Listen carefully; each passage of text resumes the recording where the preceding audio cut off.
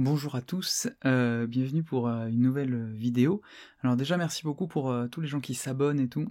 Il y en a de plus en plus ces derniers temps et ça me fait vraiment plaisir. Si jamais, ça vous intéresse et que vous écoutez cette vidéo, sans être abonné, sachez que ça m'encourage beaucoup à continuer, de savoir que ce travail peut servir et qu'il intéresse des gens.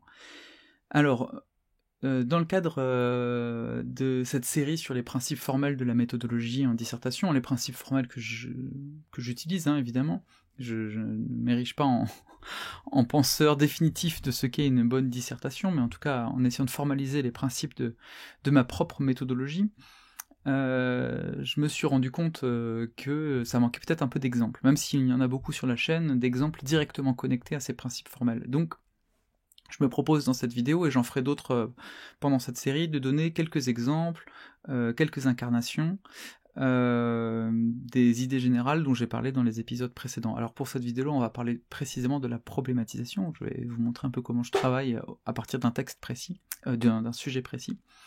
Bon, si je résume mon point jusqu'ici, mon idée est donc de considérer qu'un travail dissertatif se pense d'abord sous l'angle de la narration. Et pourquoi ? Parce que le but d'une dissertation, c'est d'offrir l'aperçu d'un parcours réflexif, cohérent, qui mène d'un point initial, qui est le problème, à un point final, qui est une réponse à ce problème.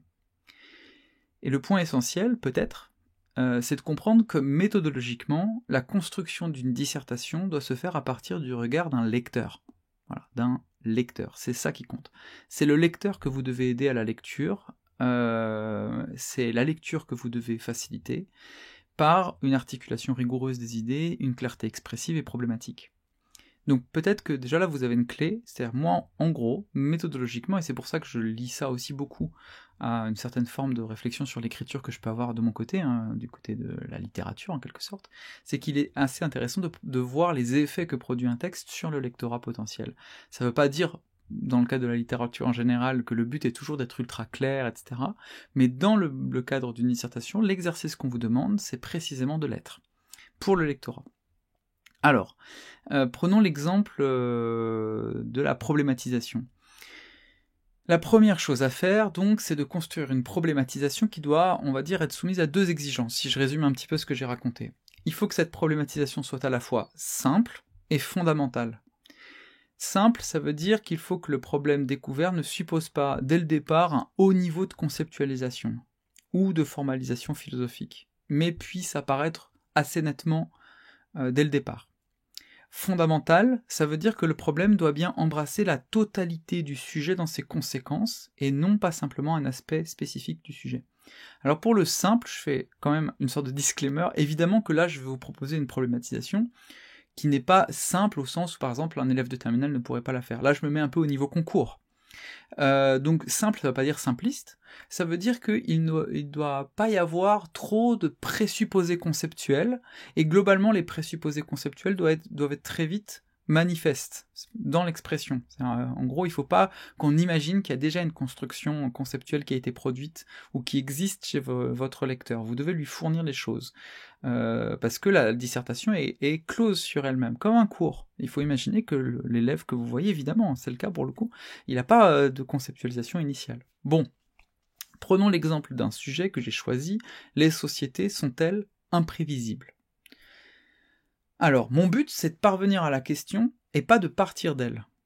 Ça, c'est l'erreur. Donc, il me faut produire une problématisation qui va non pas partir d'une question, mais d'une idée. Et cette idée doit être naïve, au sens où elle se fonde sur un préjugé assez facile à admettre. Ça, c'est une erreur classique et qu'on retrouve à tous les niveaux. Enfin, pour moi, c'est une erreur. Évidemment, il y a sans doute des méthodologies où il y a des gens qui ont eu la grecque ou le CAPES en faisant ce que moi je considère être une erreur, mais en tout cas, je considère que c'est un piège, c'est pas se faciliter la vie. Commencez par une question. En fait, non, il faut que vous commenciez par une hypothèse initiale. Il faut que vous rentriez directement dans cette hypothèse. Moi, par exemple, je ne cherche pas d'accroche. Je ne cherche pas une sorte de... Parfois j'en fais, c'est-à-dire quelque chose qui pourrait ressembler à une accroche, mais si j'en ai pas, je rentre directement dans le vif.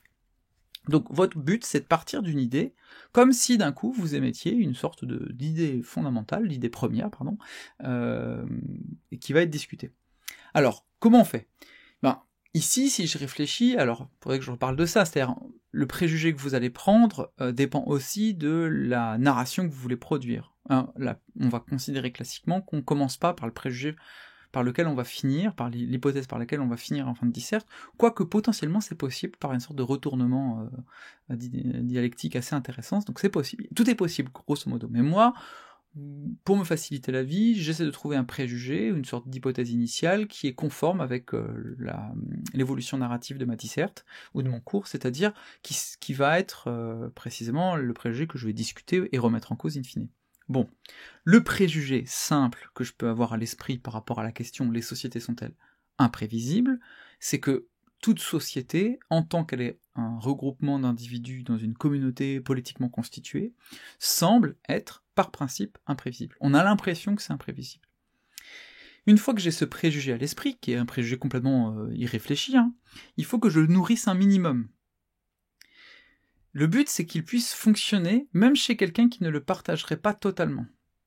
Ça veut dire que le nourrir, ça veut pas dire que vous devez donner toute votre argumentation, ça veut pas dire non plus que vous devez vous amuser à faire un milliard de définitions préalables, etc.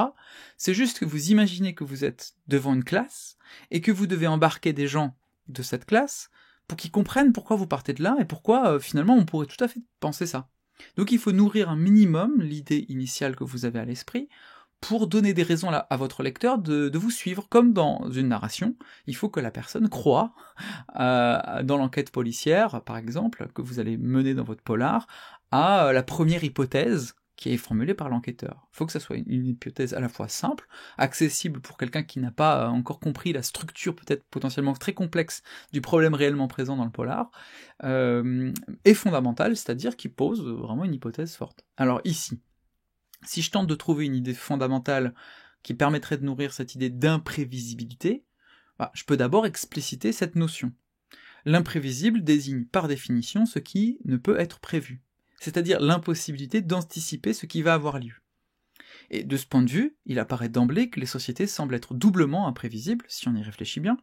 D'une part, elles le sont en pratique, au sens tout simple où il n'existe a priori pas de modèle capable de décrire en amont l'évolution des sociétés en question, selon par exemple une logique causale sur le modèle scientifique. Donc premier problème. D'autre part, on a le sentiment qu'elles sont théoriquement imprévisibles au sens où nous ne pourrions pas imaginer une théorie des sociétés capable de fournir le modèle en question. On a l'impression que cette imprévisibilité, c'est pas simplement une imprévisibilité relative, mais absolue.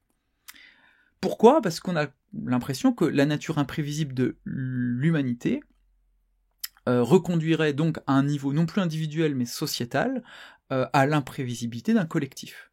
C'est d'ailleurs cette imprévisibilité qui caractériserait la dimension historique des sociétés, leur devenir historique, c'est-à-dire le fait qu'elles s'inscrivent dans une temporalité linéaire dont on ne pourrait pas anticiper le cours. Voilà. L'une des manières classiques de considérer l'histoire des sociétés, c'est précisément de considérer cette dimension d'imprévisibilité dans leur causalité. C'est-à-dire, on voit bien qu'en fait, on a l'impression qu'il y a notamment la notion d'événements. Il y a des événements qui surgissent comme émergents dans des sociétés et qui semblent résister en fait à des modèles de causalité qui les ramèneraient en fait à une chaîne causale prévisible. Bon. Donc on a là nourri un petit peu mon préjugé. On a quand même des raisons de penser que la société est imprévisible. Très bien. Donc je marque ça sur ma petite feuille de brouillon, j'essaie de travailler ce truc-là, mais je vais pas beaucoup plus loin que ça pour l'instant. Je développe pas plus parce que dans ma construction problématique, je dois pas entourer mon préjugé initial d'une armature philosophique trop forte, puisque cette armature sera justement l'objet de mon argumentation ensuite. Il faut juste qu'on puisse se dire à la fin de cet exercice que le préjugé en question n'est pas une simple opinion infondée jetée un peu comme ça, mais une hypothèse qui est quand même un peu justifiable, qui s'explique en tout cas. C'est-à-dire, ça c'est aussi une erreur qu'on voit, des introductions, où on veut vraiment solidifier absolument son armature philosophique dès le départ, alors que en fait c'est le but de l'argumentation. Donc si vous faites ça au moment de l'intro, vous ne faites que déposséder la force argumentative de votre première partie par exemple, et en plus souvent vous le faites trop vite. On va du coup vouloir le dire assez vite, parce qu'on sait que l'intro, bon, elle ne doit pas faire 15 pages, et du coup on va le dire mal. Donc vaut mieux rester sur un truc relativement simple, explicite, bon, on comprend, il y a un problème, enfin en tout cas il y a une hypothèse qui marche. Voilà. Il n'y a pas encore de problème justement, il y a une hypothèse qui fonctionne. Maintenant qu'est-ce qu'on fait ? Si vous en restez là, évidemment, il n'y a pas de problème. Au contraire de ce que je viens de dire, il n'y a pas de problème, il y a une hypothèse. Et l'erreur classique ici, ça va être de proposer une alternative ou une hypothèse qui ne va pas nettement s'opposer à la totalité de l'hypothèse initiale, mais seulement à une partie de cette hypothèse. Ça, c'est vraiment le cas un peu aussi classique qui va nuancer un petit peu. Dans le cadre de la problématisation, il ne s'agit pas seulement de nuancer la position de base, mais bien de la contester dans un rapport quasi conflictuel. On est dans la dialectique là. Si je reprends ma logique narrative, il faut que les enjeux soient forts, et pour cela, vous devez vraiment montrer une difficulté forte conduite par une opposition forte. Pensez à votre lecteur. Vous avez envie d'écouter quelqu'un dans un colloque, de lire un livre, de vous intéresser à quelque chose, quand on part d'une situation réellement problématique, réellement conflictuelle. Si dès le départ vous dépossédez cette dimension conflictuelle d'une nuance et d'une subtilité qui n'est pas forcément inintéressante philosophiquement, mais qui est amenée trop tôt, va juste désengager la personne qui vous lit. Pour les nuances que vous allez apporter ensuite, elles seront d'autant plus fortes qu'elles se seront faites sur un terrain initial de conflictualité problématique. Et donc c'est pour ça qu'il faut d'abord que vous ayez un positionnement véritablement problématique. Il faut qu'il y ait un souci, un véritable souci. Ok. Souvent, le grain de sable, on va le découvrir par la manifestation ou l'explicitation de ce qu'il y a de préjugé, justement, dans mon hypothèse de base. Alors, elle peut aussi se révéler, par exemple, par l'idée que l'une des notions, on n'en a qu'un usage partiel ou peu développé dans un des concepts au cœur du sujet. Il y a plein de manières de faire. Ça peut être aussi un contre-exemple factuel, c'est-à-dire, par exemple, un fait empirique qui vraiment semble résister très fort à une position théorique qui semble être pourtant valide in abstracto. Bon, peu importe, mais en tout cas, il faut qu'il y ait quelque chose ici qui va faire grain de sable. Alors qu'est-ce qu'on peut dire ici ? Ici, on pourrait dire par exemple que notre hypothèse de base, qui fait des sociétés des imprévisibles absolus, se fonde sur un préjugé qui est l'idée qu'un constat empirique, nous n'arrivons pas à prévoir ce qui va avoir lieu dans les sociétés, devrait être la preuve d'une impossibilité théorique fondamentale.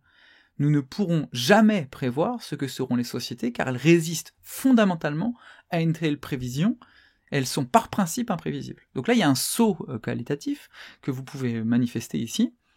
Or, nous pouvons dire au moins deux choses sur ce point-là. D'abord, il existe des modèles scientifiques qui sont capables de prévoir, si ce n'est des sociétés globales, au moins des mouvements collectifs, donc à un niveau local. Par exemple, l'étude des mouvements de foule, ou la circulation des rumeurs. Je vous invite à regarder la formidable chaîne de vulgarisation Fouloscopie sur YouTube qui parle beaucoup de ça. Et ces études montrent qu'il est possible d'expliquer, de déplier une causalité interne à des comportements collectifs dont nous pourrions avoir l'impression de loin, qui sont caractérisés par l'imprévisibilité et par des phénomènes émergents, donc des phénomènes absolument imprévisibles, des événements. Pourquoi considérer que de tels modèles ne pourraient pas, théoriquement, servir à prévoir l'évolution des sociétés dans leur totalité ? Voilà une question. On peut penser aussi à l'anthropologie structurale, etc. Ensuite, d'un point de vue théorique, le préjugé d'une imprévisibilité des sociétés se fonde sur l'hypothèse d'une imprévisibilité fondamentale des comportements humains, elle-même fondée sur l'hypothèse métaphysique d'une liberté humaine, pensée comme indétermination fondamentale. Et l'étude en anthropologie, par exemple, notamment par la révélation des structures souterraines aux comportements sociaux, montre qu'une telle hypothèse est à minima contestable, voilà, si ce n'est complètement contesté. Donc voilà, ici on a deux idées hostiles. Sur ma feuille de brouillon, j'ai deux idées hostiles. Si je résume, ou bien nous considérons que les sociétés sont par principe imprévisibles parce qu'il n'existe de facto aucun modèle global capable de les prévoir et que nous considérons qu'il est de toute façon théoriquement impossible de le faire, donc on a une position très forte sur les sociétés sont absolument imprévisibles, ou bien nous considérons que les sociétés sont par principe prévisibles parce qu'il existe des modèles locaux que nous pourrions imaginer théoriquement utiliser à une échelle globale, et nous rejetons par ailleurs l'idée, le préjugé de l'imprévisibilité fondamentale comme préjugé métaphysique. Donc là, vous voyez bien que ces deux idées-là vont être la structure de notre problématisation, et même finalement la structure de base de notre plan dialectique ensuite. C'est pour ça que ce passage de la problématisation, il est essentiel. Parce qu'en fait, si vous le faites bien, vous avez le canevas de base de votre plan dialectique, au moins les deux premières parties. L'introduction, ensuite, son but, c'est juste de mettre en scène ces deux idées pour faire émerger, enfin, la problématique, la problématisation, le problème, et la question, les sociétés sont-elles imprévisibles ? Alors, je le fais un peu à la volée, pour que vous voyez un peu ce que ça pourrait donner. Je ne l'ai pas travaillé, cette intro, je la fais un peu à partir de ce que je viens de raconter, mais pour vous voyez la tête que ça aurait. Ça pourrait avoir cette tête, une introduction de ce style. Je commence direct, c'est-à-dire je fais pas une accroche. Les sociétés, en tant que nous pourrions les définir minimalement comme des ensembles d'individus vivant au sein d'un collectif qui organise leurs relations, apparaissent immédiatement comme imprévisibles. L'imprévisibilité, en effet, caractérise l'état d'une chose dont on ne peut prévoir les changements à partir de lois causales régulières et pouvant être posées a priori. Or, il n'existe aucun modèle théorique ni pratique permettant de dire ce qu'une société sera demain ou après-demain, et toute tentative d'anticipation de l'état futur de l'organisation sociale se heurte au fait de l'indétermination du devenir historique lui-même. Ainsi, le cours de l'histoire des sociétés est précisément impossible à prévoir, et ce n'est qu'après coup que nous pourrions tenter de comprendre ce qui a lieu. Voilà. Position initiale, hypothèse de base, affirmative, d'accord, j'affirme. Il y a plein de manques, il y a plein de choses qui pourraient être problématiques. Genre, je définis les sociétés comme un ensemble organisé, donc on pourrait dire, déjà, il y a une sorte de quelque chose de prévisible, etc., peu importe.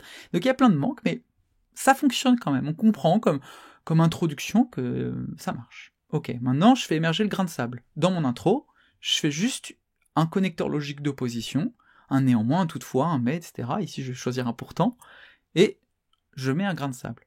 Pourtant, une telle imprévisibilité considérée comme mode d'existence des sociétés elles-mêmes ne va pas de soi. Elle se fonde, in fine, sur le préjugé métaphysique de l'imprévisibilité fondamentale des individus eux-mêmes.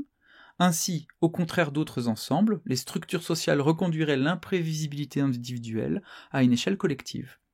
La liberté humaine, considérée comme fond inaccessible de toute conscience, rendrait impossible l'établissement de lois strictes régissant le devenir temporel des sociétés humaines. Or, ce préjugé n'est pas fondé en raison, mais repose peut-être justement sur des structures qu'une science des sociétés pourrait expliquer. L'anthropologie, la psychologie des foules, voire la physique, font émerger localement des modèles structuraux qui semblent être à même de déplier une causalité interne aux sociétés humaines. Donc voilà, j'ai une deuxième idée qui semble être aussi... elle fonctionne. En tout cas, de loin, on dirait, ok, ça semble tenir la route comme hypothèse, et donc maintenant, je fais émerger mon problème. C'est maintenant que je fais émerger la question, pas avant. Nous sommes donc confrontés à un paradoxe. Le fait empirique de l'imprévisibilité des sociétés ne permet pas à coup sûr de conclure à leur imprévisibilité fondamentale, et nous pouvons donc légitimement nous demander si les sociétés sont imprévisibles. Voilà. Ensuite, il n'y a plus qu'à ajouter une annonce de plan, et vous avez une intro, grosso modo. Alors, indépendamment de la valeur philosophique de ce que je propose ici, on peut en discuter, etc., mais c'est pas vraiment l'objet, j'ai fait ça rapidement juste pour incarner en quelque sorte, avoir des exemples, des incarnations de ma manière de faire. Mais ce que je peux dire, c'est que méthodologiquement, ma méthode consiste toujours à synthétiser la problématisation autour de la formulation relativement simple d'un conflit issu d'un paradoxe structurant qui lui-même fait émerger un problème. Donc je sais bien qu'il y a dans ma problématisation des points d'insuffisance, des lieux vides qu'il faudrait remplir, des partis pris problématiques dans la conceptualisation, mais l'enjeu n'est pas là. Et en fait, souvent c'est aussi un défaut qu'on voit quand on monte en niveau, en quelque sorte en philosophie, c'est que tout de suite vous voyez les problèmes, c'est-à-dire vous allez tout de suite les voir, et c'est trop bien, mais en fait il faut justement produire une narration de ces problèmes. Il ne faut pas être envahi tout de suite par les problèmes qui émergent, et donc si en écrivant votre intro vous voyez des insuffisances, des manques, gardez-les sur votre feuille de brouillon, notez-les, et faites-les apparaître de manière narrative dans votre argumentation. Le but de l'intro, c'est que à la fin, le lecteur se dise « Oui, il y a vraiment un problème, il y a vraiment une énigme, rien d'autre. » Si votre correcteur se dit « Ah ouais, mais c'est vrai que cette définition-là, elle est intéressante, mais elle est partielle, il pourrait définir autrement », en fait, vous n'allez pas être mal noté à ce moment-là. Vous serez mal noté, vous allez perdre des points si plus tard, il n'émerge pas dans votre copie justement la distinction conceptuelle qu'il avait à l'esprit dans l'intro. Là, effectivement, il va se dire, il manquait quelque chose. Mais au contraire, si plus tard, alors même qu'il avait un peu oublié peut-être cette hypothèse qui faisait dans sa tête en lisant votre intro, d'un coup vous faites émerger la distinction conceptuelle qu'il avait à l'esprit, ça va produire en fait un effet encore plus fort. C'est-à-dire, il va dire, ah d'accord, oui, c'est vrai. Tout à fait, je l'avais à l'esprit tout à l'heure. Donc il y aura un effet de reconnaissance qui va être, qui va plutôt vous profiter. Donc la complexification conceptuelle doit venir par strates. Ensuite, pendant l'argumentation, et à chaque fois qu'elle est nécessaire, mais jamais indépendamment d'une nécessité problématique et connectée à cette énigme fondamentale qu'on a découvert ensemble maintenant. Ensuite, vous le voyez, hein, je ne réinvente pas la roue avec mon problème. C'est-à-dire, je cherche pas dans quelque chose de très élaboré philosophiquement ou de très difficile à tenir, par exemple en creusant immédiatement la complexité conceptuelle de la notion d'imprévisibilité, ni en me confrontant tout de suite aux apories potentielles d'une définition aiguë des sociétés, hein, ce terme des sociétés. Par exemple, je fais ici comme si la société était humaine, je fais ici comme si elle était nécessairement politique. Bon, tout ça, ça va pas de soi. Mon but, hein, c'est... en gros, ce que je pourrais dire, c'est que si vous vous dites, en m'écoutant, « Ah, mais ça, il le dit pas », ou si vous vous dites « Mais qu'est-ce qui se passe si on éclaire son problème avec cette définition du terme société, etc. » alors ça veut dire que mon problème marche. Ça veut pas dire qu'il marche pas. Ça veut dire qu'il suscite un intérêt, une curiosité, une forme d'urgence mentale.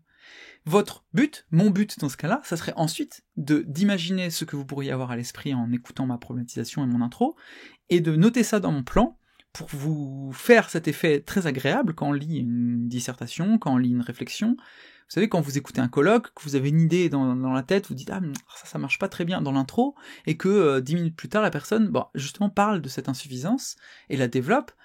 Ça ne vous donne pas là du tout l'impression que son travail était bâclé ou superficiel. Au contraire, ça vous donne l'impression d'une profondeur, parce que vous voyez qu'il a compris cet aspect-là, qu'il l'a saisi aussi, difficile en fait, de son examen. Donc c'est vers là, à mon avis, que vous devez aller pour la construction du problème et l'armature de l'introduction. Voilà ce que je pouvais faire comme exemple, j'en ferai d'autres, je vais en faire d'autres pour la construction du plan, la transition et les autres choses dont on parlera encore. Si vous avez des questions, si vous avez des points pas compris, n'hésitez pas à me le dire en commentaire, n'hésitez pas aussi à me dire si vous voulez... peut-être que je réalise ce genre d'exercice avec d'autres sujets, je peux m'y exercer. C'est un peu ce que je fais finalement dans les chrono-problématisations, mais en les dépliant un petit peu, et en le faisant un peu plus vite. Là, j'ai pas travaillé très très longtemps le sujet. Donc voilà ce que je pouvais dire. Merci beaucoup pour votre écoute, et puis bon courage pour ceux qui préparent les concours.